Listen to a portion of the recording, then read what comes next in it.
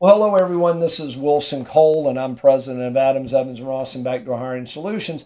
And I want to take just a few seconds with you to visit with you about some of the things that we've heard from debtors' attorneys. That if you hear a debtor attorney say this, now I'm the first to say, if the debtor ever tells you, I'm not going to pay because, you need to stop all conversations. I cannot tell you how many times we've had cases that were very collectible get compromised by a client just in an emotional outburst saying something or writing something that can be taken out of context. But this is definitely the case whenever a debtor's attorney reaches out to you. If that debtor's attorney is reaching out to you, I don't recommend that you talk to them, because I can assure you they are not calling you to get you paid. They're calling to build a defense on why they don't owe it.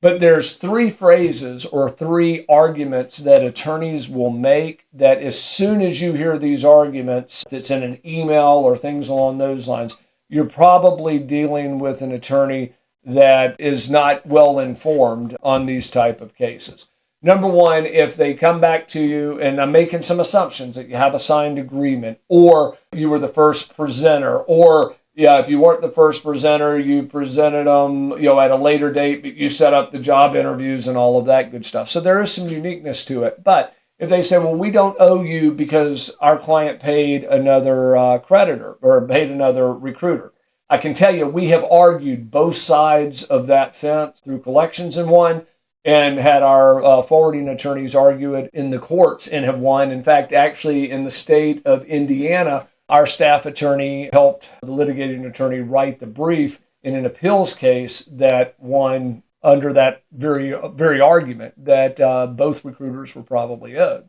So that is really irrelevant if they paid another recruiter, because they have a fiduciary duty to make sure that all creditors or all recruiters get paid, and any candidate that you present, they have a fiduciary duty to track it. So they should be using an applicant tracking system. The other thing is when an attorney says, well, we thought about it, and we don't think that your fee's worth $40,000 because all you did was just send over a resume.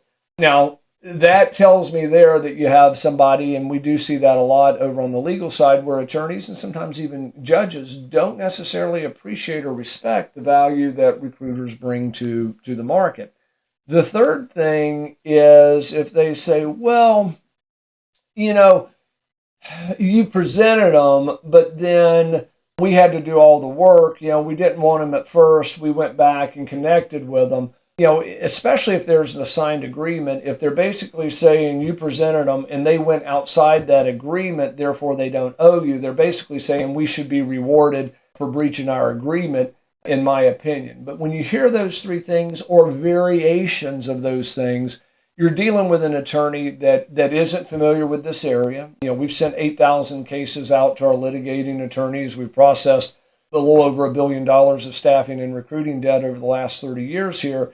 Our staff attorneys work with attorneys in California. They work with attorneys in Florida and all over the place.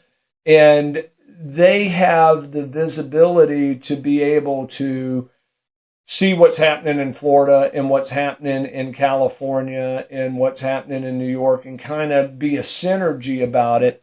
But most of the time, a debtor's attorney just isn't going to be that immersed in it. They may be a wonderful attorney, but we find a lot of times where it's a guy's golfing buddy that's a divorce attorney or an estate attorney or a tax attorney, and they're just not as vested in that. So they go out and they kind of create some legal phrases that, in my opinion, are just kind of bluff. And so, whether you utilize us or utilize your own local attorney, if you're told by a debtor's attorney that you're not owed, don't take that at face value. More times than not, they're absolutely wrong, in my opinion. So, if you have a collection issue, reach us out over at staffingdebt.com. If you would like us to find backdoor hires for you, go out and look at our demo over at backdoorhires.com. And or you can instant message me here, and my assistant will either connect you directly with me, or if you want to look at the backdoor hire software, she'll set you up with one of our accountants. Hey guys, it's Wilson again, and this video was brought to you by Backdoor Hiring Solutions. And if you like the content, make sure that you click the like button, and also if you want to receive additional videos, then please make sure to subscribe to our channel. If you'd like to learn more about our software, please visit our website at backdoorhires.com. And then also, if you'd like a copy of my free book, The Top 9 Excuses, please click in the video notes below, and there's a link where you can get this book absolutely free. Just simply pay for shipping and handling. Thank you.